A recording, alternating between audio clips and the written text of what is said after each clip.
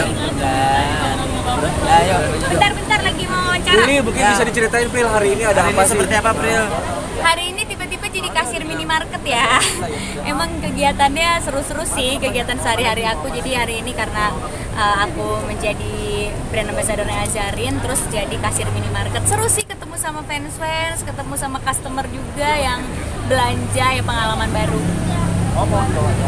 Tapi kalau Kak Prilly ini kan dinobatkan sebagai selebriti yang sangat ramah sama fans ya. Itu gimana sih menurut Kak Prilly? Ya seneng banget sih kalau emang dinobatkan jadi selebriti yang ramah, karena ya emang aku tuh sama fans-fans aku deket. Terus aku juga sebenarnya nggak suka kalau misalnya kelihatan kayak ada jarak gitu sama orang. Jadi kalau acara-acara kayak gini ya aku lebih senang kayak terbuka gitu loh, jadi bisa berinteraksi sama mereka.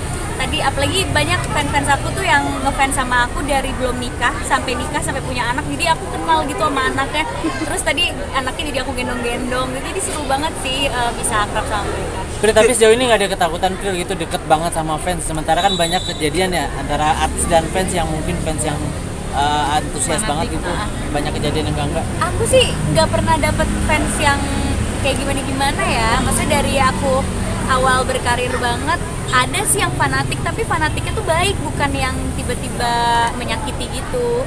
Palingan kalau meet and greet atau kalau misalnya lagi promo di mana yang rame ya kecubit-cubit dikit pasti pernah, tapi itu nggak aku jadikan masalah sih, ya emang waktu itu lagi gemes aja kali ya, jadi dicubit gitu. Pril, juga tadi kamu kan juga ngejelasin tips merawat kulit menurut kamu, karena kan kamu ini kan suka diving dan segala macam. Menurut kamu kalau tipsnya sendiri gimana sih Pril buat merawat kulit yang suka panas-panasan gitu? Kalau aku sih yang paling penting sunscreen sih ya, karena bener-bener kalau misalnya mancing atau diving di tengah laut apalagi jam 12 siang itu matahari kayak di atas kepala sih. Kalau aku nggak pakai sunscreen aku beneran nggak mungkin kulitnya tetap kayak gini warnanya ya.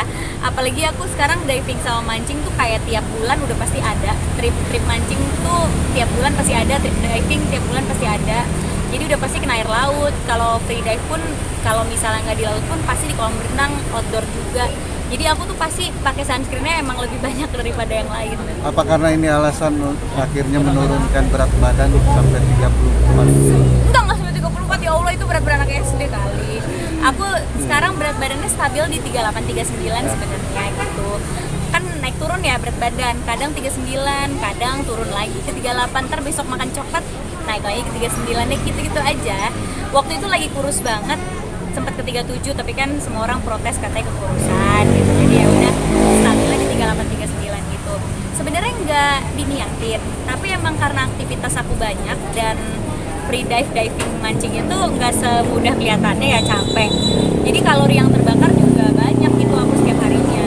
Emang sejak kapan sih suka hobi mancing sama diving?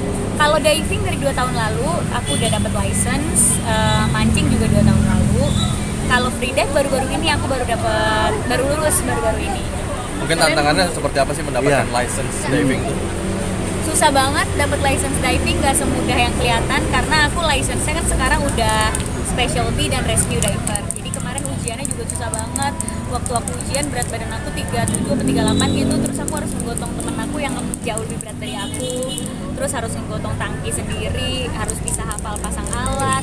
Ya kalau scuba diving tuh kita harus ngafalin alat ya, karena di laut kita gabungannya sama itu gitu. Terus karena aku rescue jadi ngafalin pertolongan pertama gimana, menangani orang tenggelam, menangani orang keracunan, banyak deh.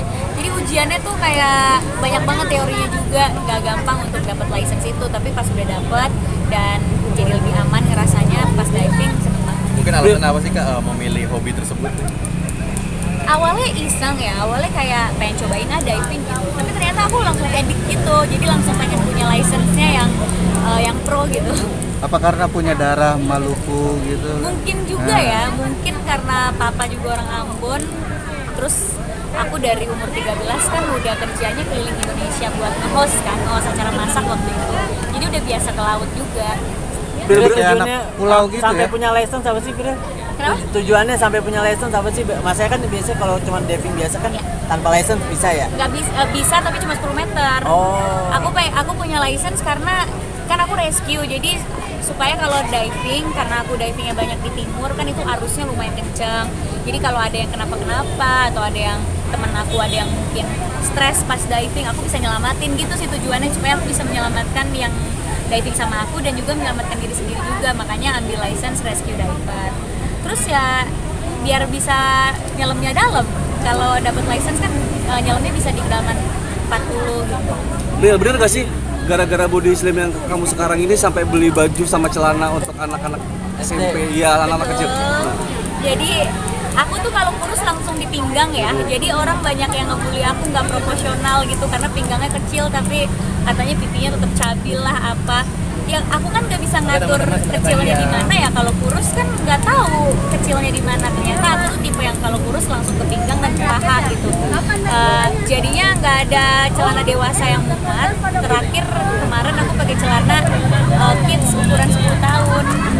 Kan di sela-sela kesibukan juga masih senang hobi miara kucing juga nih mungkin. Iya, aku baru melihara kucing.